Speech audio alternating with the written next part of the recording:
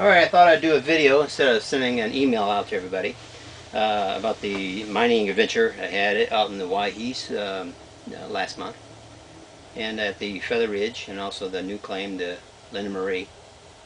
The Linda Marie was really productive. I got a lot of good agate out of there, out of that hole. And in fact, it wasn't a very big hole either. It was really productive for such a small hole that we dug. And I expect a lot of great things to come out of that claim in the future. Feather Ridge, on the other hand, wasn't as productive. The weather mainly screwed up everything. The high winds and rain. And when it gets rainy out there in the Waihees after several days, the roads get really slick, and you're going nowhere. You'd be stuck out there until the roads dry out.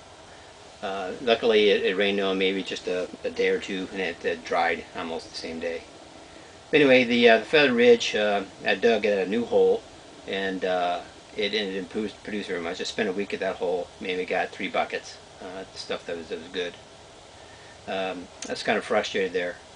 I filled in the hole. I was ready to go home, and I only had a week. I had another week to dig.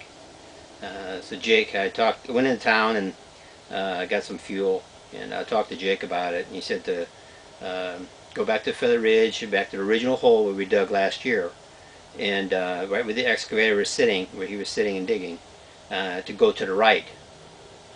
I said, well, okay, go to the right. He says, yeah, go north to where it was sitting. And I think there's some good agate there that way. And I said, well, they got to dig another new hole to try to find the wall where the excavator was sitting last year. And so I went back out there, and the weather kind of cleared up a little bit, so I had nothing else to do. So I went back in there, dug the hole, and trying to find the spot where we originally started. And I found the wall where the excavator was sitting, and the wall faced north. And so I started digging at it, and sure as hell, there it was. He was right. I got some good agate out of there. I got some really nice botryoidal specimens out of there too. In fact, probably 3/4 of the material I got out of Feather Ridge this year was the botryoidal specimens. With the plumes going up and through the botryoidals. And I'll be selling that on my website, and maybe at some shows too.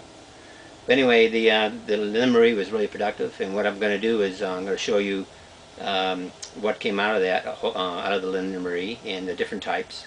And since you're not here and you can't pick out the rough yourself, I'm going to show you all the different types and what to expect if you buy some rough, because I am going to be selling the rough in bulk, just in the medium flat rate box.